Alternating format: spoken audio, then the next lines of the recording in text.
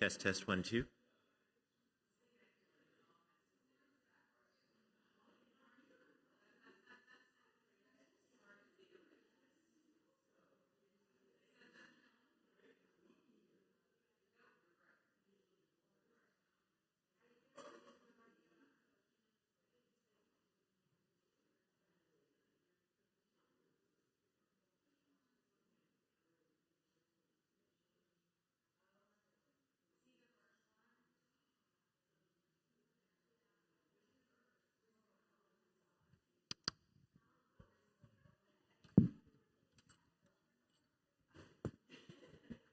Test, 1, 2.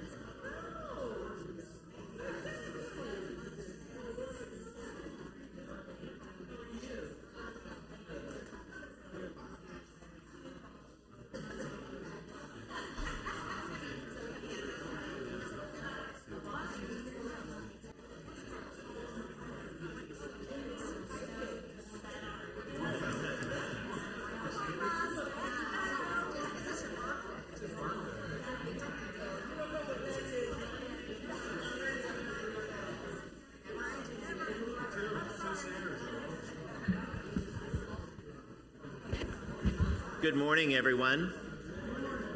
Good morning. If I can invite everyone to find a seat. It is such a tremendous privilege for me to welcome you here today to the Rector's Forum on Sunday, April Sunday, April 26th, fourth Sunday of Easter, and I am saying that to put a timestamp on it because we have a live online congregation with us as well, which is just such a privilege. Today is the day of the Bishop's annual visitation to Church of the Holy Communion, and it's always a delight to welcome Bishop Phoebe Roth back to this congregation.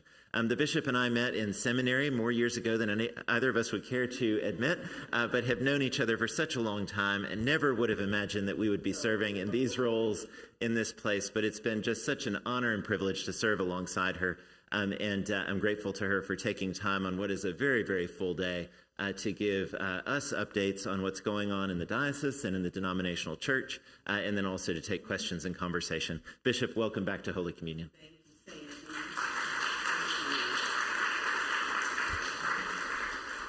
That was more than 2 decades ago for me that I started at BTS. It's wonderful to be here. This is now my shortest commute in the diocese. I could actually walk here. I live in the neighborhood, but with all my stuff, I have to drive. So Sandy has told me that I need to be walking out at 10 o'clock. You all will be able to have additional fellowship and donuts and drinks. And there are a lot of updates. So we're going to see how far I can get because I definitely always like to have opportunity for Q&A. So let me start just with pretty much what's been happening over the past couple of months at the denominational and diocesan level. In March, I attended the Spring House of Bishops meeting in Texas. We meet twice a year, once in the fall and once in the spring for an 8-day period. The primary agenda item for the bishops' time together this spring was theological education, really the whole process of discernment, ordination, and ongoing formation for clergy. So when Sandy and I were at Virginia Theological Seminary back in the good old days, I think the norm was most Episcopal priests were formed at 3-year residential Episcopal seminaries. And then if for family reasons they were not able to relocate to a part of the country that had an Episcopal seminary, they actually attended a 3-year residential seminary of a different denomination. The whole landscape of theological education has changed over the past 2 decades. And it's hard for us to keep track of the total numbers, but the reality is that a growing percentage of priests are being formed at local schools of formation sponsored by dioceses, or they are participating in hybrid online formation programs. So that might look like a diocese offering weekend classes every other week, or a monthly weekend gathering, or perhaps 1 week of residency in the fall, 1 week of in-person residency in the spring, and then the rest of the semester, all the classes are on Zoom. So we're just trying to figure out what are the core competencies that we as bishops believe every Episcopal priest should have. And since these local schools of formation are not accredited in the same ways that 3-year residential seminaries are, how are we even determining whether these local schools meet the criteria? Because if a priest applies for a vacancy in this diocese and they are a graduate of Sewanee or VTS or General or Seminary of the Southwest, I have a good idea of their training because I went through it. But if, and I'm just making this up, they have gone through a low residency 2-year formation in Nebraska or Iowa, I don't even know how to judge that. Like, I don't even know if they have the skills to serve and to meet our needs, and maybe they do. We're just trying to figure out how do we determine what is happening at all of these local schools. So there was a lot of energy in the room. All the representatives of our traditional 3-year residential Episcopal seminaries were invited, as well as any program that serves at least 2 dioceses. We figured we wouldn't just do the standalone, but if you were something with, say, the Iona Collaborative, which serves multiple dioceses. They were all invited. They were with us for 2 days. There was really good conversation. We did not come up with anything definitive in terms of how we're going to approach this, but at least we had everybody in the room, and there are people following up, both in terms of a small group of bishops and a small group of deans and presidents, to figure out how are we sorting through all of this. The other big topic of conversation was the presiding bishop's presentation of a draft of his strategic planning initiative. So our presiding bishop, Sean Rowe, is trained in organizational theory and sort of adaptive change. And he is asking a different set of questions, I think, than any of his predecessors, which is that based upon the numbers not only about Episcopal Church membership and participation, but projections about sort of population shifts in the United States over the next 40 to 50 years, about the ways in which AI may be impacting jobs and employment opportunities. Where's the country going to be in 40 to 50 years? And if we want the Episcopal Church to not just survive but thrive, what do we need to start doing now to position ourselves for what the data is telling us will be the United States of the future? So he wants to realign the structure and work of both the denominational headquarters, and that work has already been dispersed. You no longer have to move to New York City to work for the denomination. There's a lot of remote work already. But also, what are the implications for dioceses? And he sent a survey to all of the bishops in advance of the meeting to ask us what areas would be most helpful for us to rely upon his office to provide, as opposed to them just deciding which programs they want to offer. They're coming to us. So we had the opportunity to see the first results of the survey, to talk about those results as a group, to say, okay, well, this may have been how we voted. Does this really sound right? Does this make sense? Because, of course, you know what's coming. If he begins to realign work based upon the priorities that the bishops say they need, that means that some of the current work of the denominational staff will have to end. So he's in the initial stages. The draft strategic planning initiative was presented to Executive Council in April. And, you know, that's the church-wide governing body that runs our denomination in between general conventions, which happen every 3 years. And we're really blessed that Scott Haight, who is now my diocesan chancellor, now that Andy Cobb has retired from that role and is a member of St. Mary's Dyersburg, Scott serves on Executive Council. So we have a West Tennessee representative at that table, which is an important table to be a member of. So it's going to be, it was presented to them. The presiding bishop is going to do a series of listening sessions through the fall. He's going to bring it back to the bishops in September at our fall House of Bishops meeting with any changes that come through the listening session. And then Executive Council will have to vote on this strategic planning initiative at their October meeting. So in order to do some different things, we're going to have to stop doing some of the stuff that we're doing. So hopefully there will be some public opportunities this summer for all of us to sort of get a sense of where the draft is. It's in its initial stages at this point.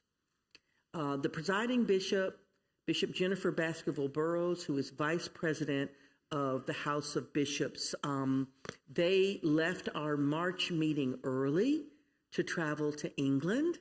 They represented us along with the president of the House of Deputies at the consecration of Archbishop Sarah Mullally, the new Archbishop of Canterbury. I think it remains to be seen what her tenure will look like.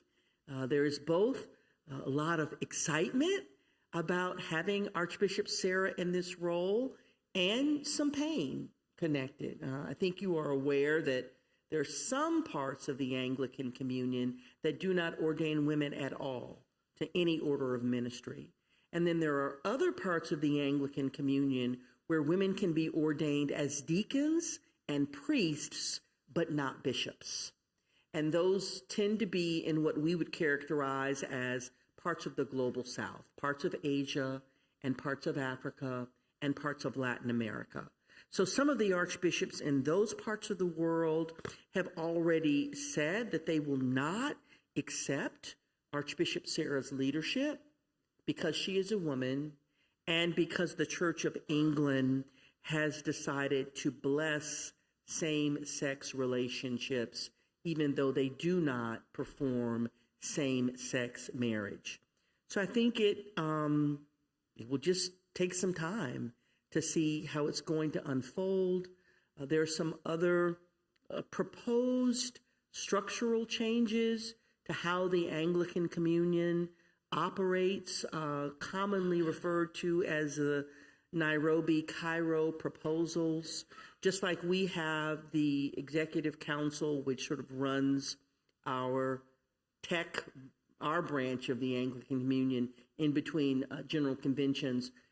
In the Anglican Communion structure, we have what's called the ACC, the Anglican Communitive Consultancy. And so they are laypersons, priests, deacons, and bishops, 3 from every province in the communion, who meet regularly to try to keep us together as an Anglican family. And they have been asked to vote on some changes that some people perceive as decentralizing the hierarchy overall and removing some power from the Archbishop of Canterbury's office in particular. And I am a member of the Ecclesiology Committee of the House of Bishops, asked to weigh in on these proposals, and we are urging, as a House of Bishops, sort of pause, to not vote at the upcoming meeting on changes, to allow her to have a few years in her ministry, to get to learn people, to even see what her approach will be. I mean, what would it look like for the first ever female Archbishop of Canterbury to come in and within several months to have some of the power stripped? So again, we don't know how the proposed vote is going to go.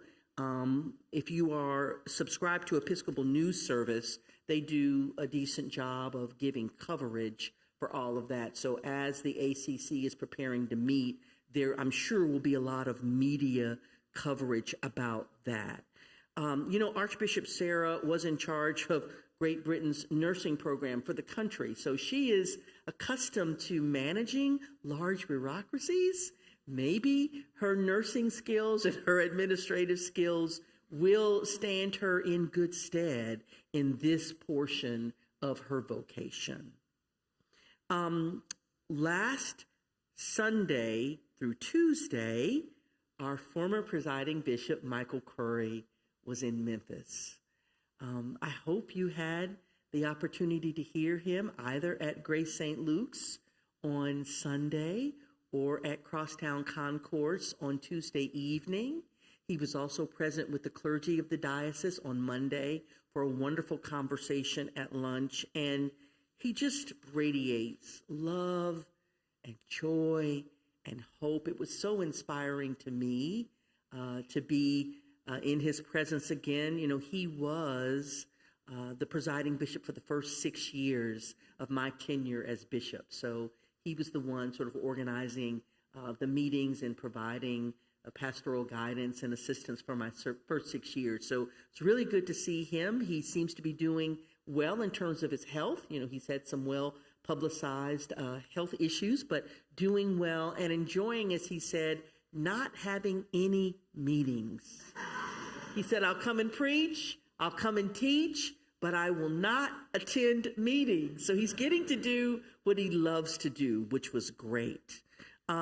This Friday and Saturday, Sarah and I are just coming back as of 4:30 yesterday from our second small church conference. So back in 2024, the diocesan leadership team asked us to convene 3 consecutive annual conferences where the representatives of our small churches can meet for fellowship, relationship building, and to discuss shared approaches to the common issues facing our small congregations. Of the 29 churches in our diocese, 18 are mission congregations, meaning primarily for most of them, they don't have a full-time priest. And then even of the ones with a full-time rector, we have a couple of small congregations that are parishes. For example, I think St. James in Union City probably has an average Sunday attendance of 15 at this point, even though they do have Chuck McMillan as their full-time priest. And in fact, we are increasingly a denomination of small churches. So what's happening in West Tennessee mirrors what's happening throughout the country, that we have a few very large, vibrant, well-resourced congregations, such as Holy Communion, but that the majority of Episcopal churches are small. We had representatives of 14 of our small congregations present. Our keynote speaker was Canon Whitney Rice of the Diocese of Missouri. She was outstanding. And she came to discuss a program their diocese started in 2021 called Requiem or Renaissance. This is a 12 to 18 month structured program to provide the skills for church leaders of any size congregation to ask, what do we need to put down so that we can pick up something new to address the current needs of our context? Any big discernment question a congregation is facing, this is a structured way to approach it. And Whitney said that there are 42 congregations in the Diocese of Missouri, and 27 of those churches have gone through this program since it started in 2021. So she presented an abbreviated version of what the program might look like to see if our small churches think this could be something helpful for them. So they will be receiving a follow-up survey next week. And in addition to asking, how did you feel the conference went, we're also going to ask them to give us not a hard yes or no, but just a sense of, is this something that you think might be appropriate in our context? The way the program works is the Diocese of Missouri provides many of these materials at no cost, but we would have to have a trained group of people from West Tennessee, and of course to get the training from their diocese on how to be facilitators, and then we would tailor it to our context. So in a way, it sounded really similar to the questions that the presiding bishop is beginning to ask about how we are structured at the denominational level. If we want to do some new things, if his office is going to provide a different toolkit for bishops and dioceses, then some of the stuff that they're doing right now, they're going to have to put down. So we'll see. My sense, and of course Sarah is here in her role as president of the standing committee. She attended last year's small church conference and also this year's small church conference. My sense is there was real energy and people were excited. Not sure how they're going to vote when they get the survey, but we will certainly keep you all posted if in fact they decide that they think this is a good idea. Of course, we would present this to Bishop and Council, and standing committee for their vote before we would proceed. In terms of our diocesan priorities, at last year's diocesan convention, one of the resolutions invited us to begin a strategic planning process to identify the shared values and priorities that we would like to guide us in this next season of ministry. And so standing committee has selected the consultant, and Bishop and Council has approved the funding. The consultant will begin next month, and there will be opportunities for all Episcopalians in the diocese to give their input through surveys and also some in-person gatherings. And our goal is to share preliminary learnings at Diocesan Convention in November about our shared values and priorities, which will then help us as we are presented with many different opportunities for new ministries. Is this in alignment with our stated values and priorities? It might be a great idea. It just might not be what we need to focus on in this moment. And St. Luke's Jackson will be hosting Diocesan Convention in November. You may be aware that we have 5 congregations in Shelby County which are merging. They have been on this path in earnest for about a year. This is April, so since about last May, this was completely self-generated. They came to me to say we've been doing Holy Week and Easter services together for 3 or 4 years, and we are feeling the Holy Spirit calling us to be together as one congregation. So they have selected their name, which will be St. Constance Episcopal Church, based upon Constance and her companions, the nuns from St. Mary Sewanee, and they have selected their location, which will be the former All Saints Episcopal Church on White Station Road. We probably have 6 to 8 weeks of renovation to do to that facility before it's ready for them to move in. So I'm anticipating by the end of June that work should be done. Of course, there are many, many details to attend to when you have 5 churches coming together. The Chancellor and Vice Chancellor have been very busy, and Reverend Hester Mathis is doing an outstanding job. And so the way our process works, Diocesan Convention approves a new congregation in the diocese. So while they will begin worshiping together probably late summer, they won't officially become a new congregation until Diocesan Convention votes on that in November. So that will be a wonderful, joyful celebration when that happens.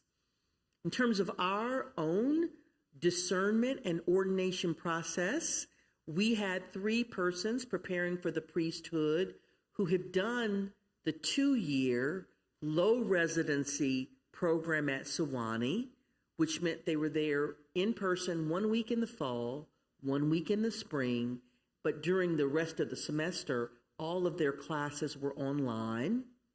They had a busy January. They completed their coursework at Sewanee in January.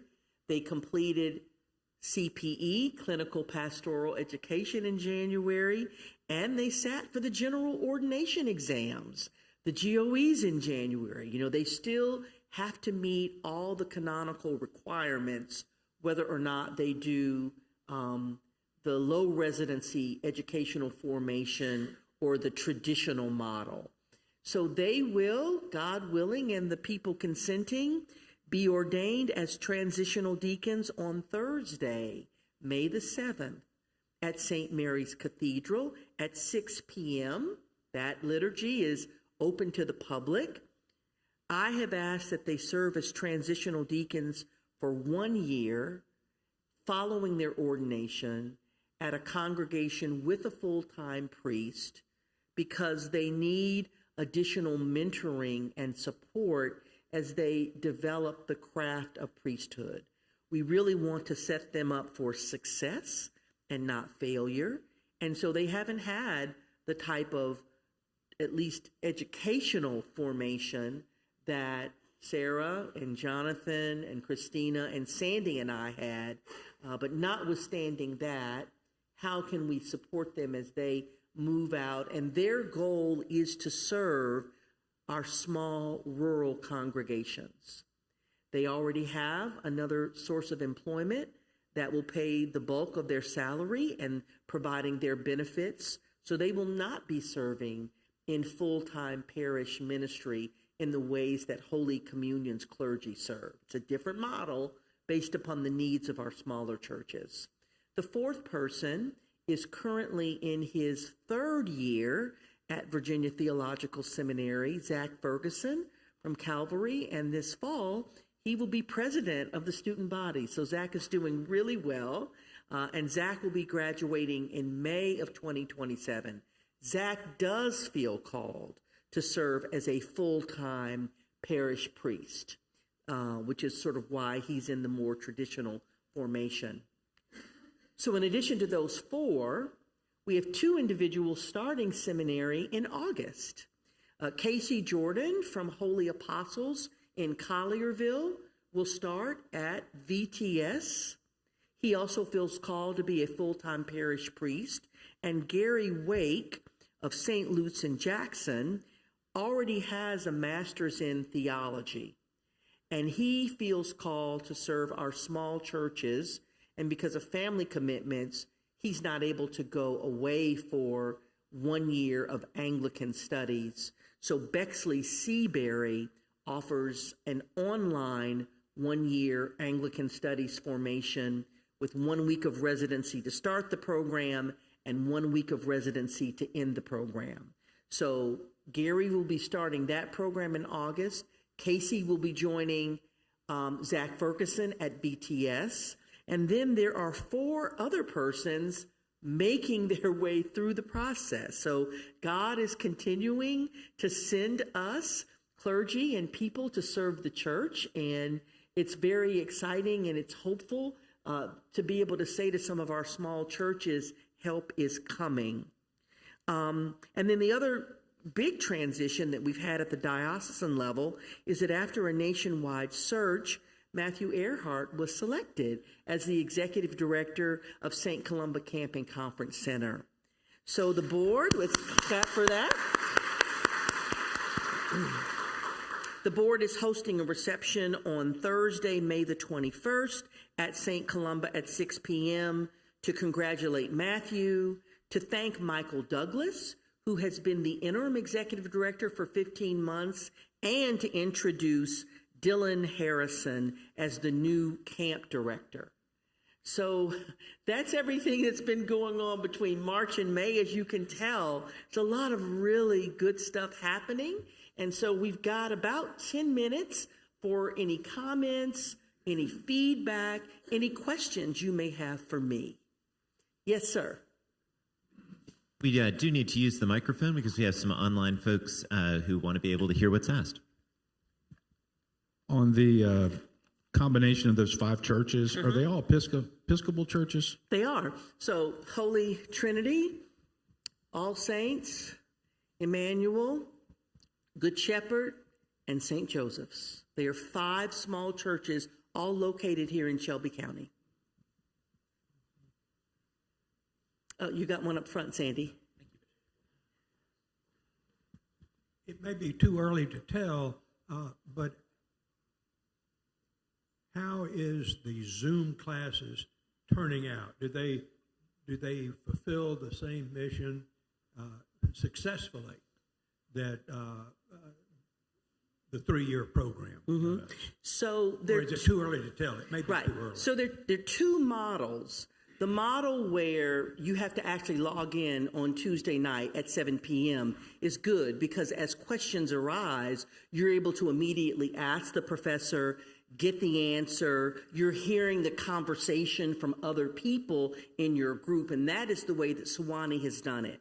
There are some local schools of formation where they have pre-recorded professors giving lectures on church history, on Christian ethics. That's a different model because you're watching, but you're just sort of sitting by yourself. So I like the Sewanee model because they were in person, so you at least get that direct interaction. Really, the question that I have is, what does the community formation look like? Because I would say so much of my experience at VTS and how I learned and grew was from the informal conversations over lunch or going to somebody's dorm room at 7 p.m. and just sitting and talking. You don't have that when you're doing the formation program distance. So we don't know how to replicate that part of it. Yeah, you're right. Yep. Oh, yes. I have a question, Bishop Phoebe, about Archbishop Sarah. I was, again, I'm embarrassed to say I did not know that the Anglican community had this large group of the community that did not embrace her leadership. What percentage? It's a great question. So I would say that there are probably 2 or 3 countries in particular that have been vocal, and a couple of their archbishops said they were speaking on behalf of GAFSCON, which is a very large gathering. It's called the Global Anglican Network. That network does represent a large percentage of Anglicans throughout the world. But those 2 bishops sort of went ahead and then had to kind of pull it back because other bishops who are members of GAFSCON said, wait a minute, not so quick, not so fast. We want to see how this thing plays itself out. So it's really hard to gauge whether this is just a few very loud voices or whether this could actually end up, I don't know if splitting the Anglican community would be right way to say it, but if the relationship takes a very different form, we don't know. We don't know. Oh, we have a question over here, Sandy. Sandy, you're getting your steps in.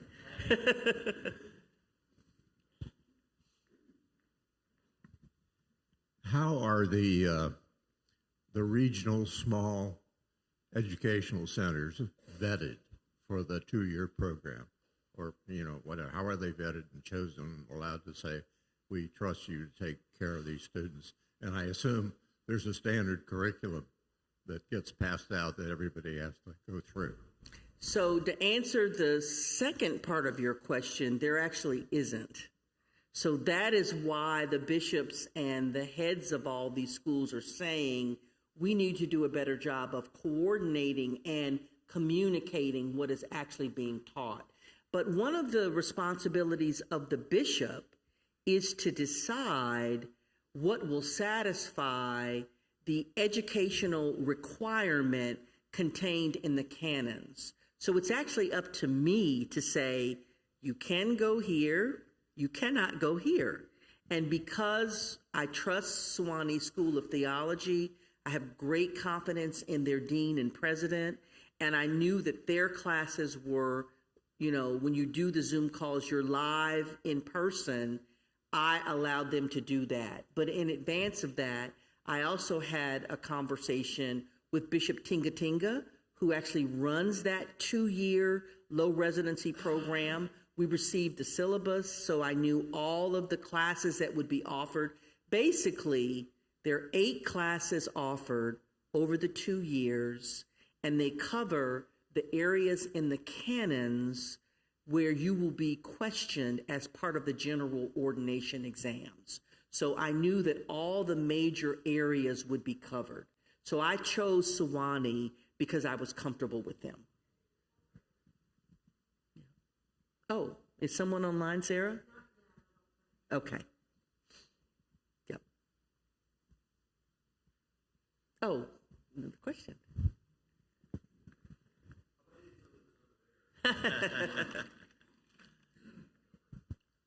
You've mentioned theological education and discernment and Sewanee, so I wanted to ask about EFM. Yes. You're known nationally and internationally as one of the biggest supporters of the program. I'm a huge supporter. So specifically, I was wondering how programs like we have at Holy Communion, our EFM in this diocese is concentrated in Memphis, Germantown, and Collierville. Are there ways that we can work with the diocese to extend to those smaller parishes and help develop lay leadership in those areas? That's a good. EFM is Education for Ministry. It's the 50-year-old premier program of the church in developing lay leadership. Thank you. I, along with Kate Pouncey, am one of the mentors of the program here, which meets Tuesday evenings at 6:30 through the academic year. And it's a 4-year program as well as a 1-year program offering a more limited commitment if you're interested. Thank you. That's a great question. I'm a huge fan of EFM. I'm an EFM graduate, I believe 2001. And then when I became the rector of St. Philip's Episcopal Church in Richmond, I was a co-mentor for 6 years. That's one of the things that I had to give up when I became a bishop. So maybe in retirement, I can get back into some EFM leadership. But that's really a great question. I think the fact that we now have the possibility of online EFM classes, that may help us.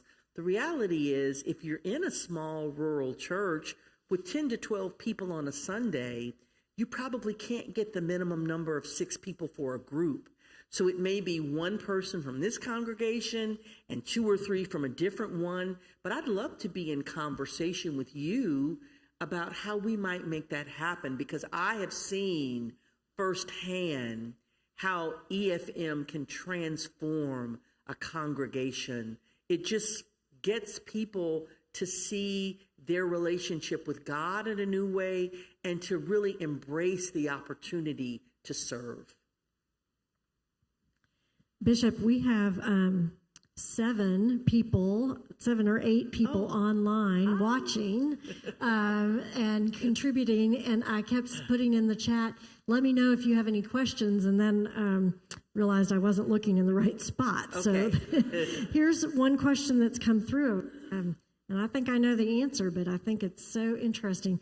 Have there been other examples in the Episcopal Church that have combined 5 congregations into one?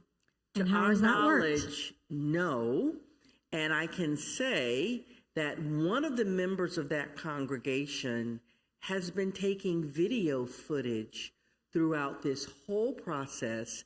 And when Canon Rob Courtney has shared this, what's happening in West Tennessee with his colleagues in other dioceses, there is a lot of interest in what we might learn that can then be shared with the wider church. So we are trying to document key milestones and learnings and are just thinking about how we might share this.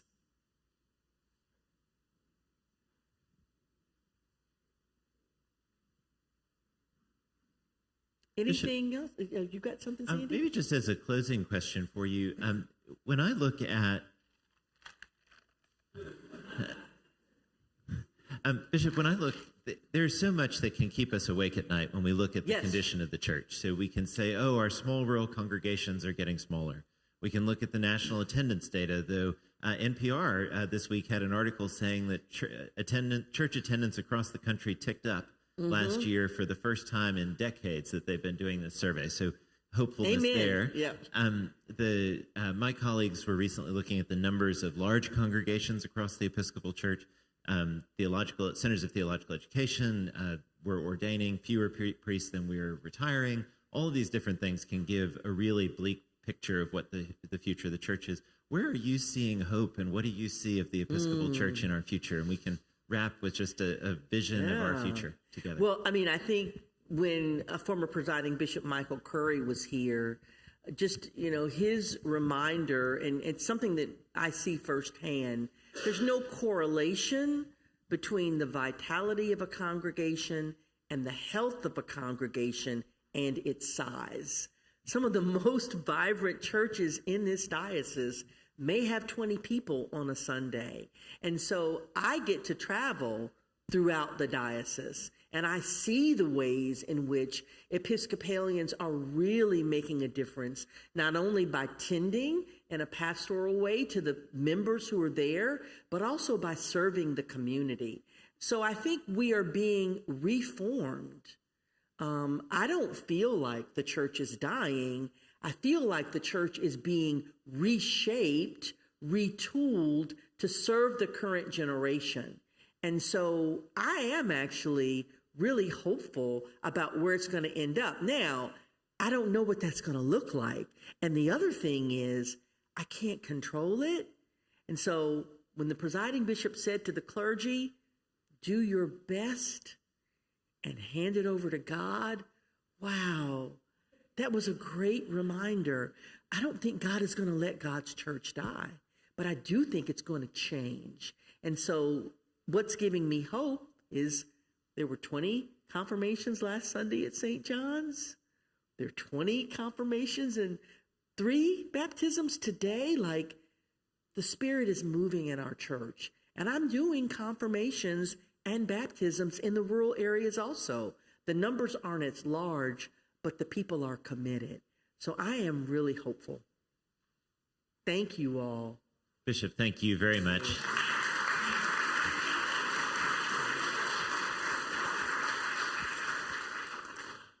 One of the privileges of having the bishop with us is the reminder that we are part of a wider family, a diocesan family in West Tennessee, an Episcopal church family, an Anglican family around the world, and we are never alone. Even as we think creatively about the future and envision a future that is going to be different from the past, we do it together with tons and tons of other people, tons and tons of resources, good thinkers, good ideas, and we are not alone, and thanks be to God for that. Bishop, we're so glad that you're here with us. Thank you. The bishop needs to go and meet with the people that she is about to confirm. So those who are coming to the 10:30 service, you have about a half an hour. We have donuts and have a few donuts here. Most of the donuts are out in the Welcome Center. We have tea and coffee out and lemonade.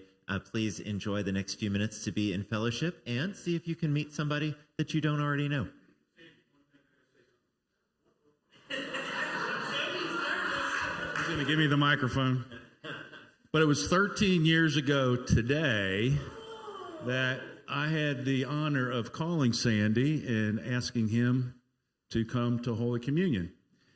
And that was an important day, but what made it especially important, it was his birthday. So today, it's Sandy's birthday. He was 30 then, so he's 43. But it's also Barbara and Janice's birthday today, too. They're 42. Sandy is 43, so happy birthday.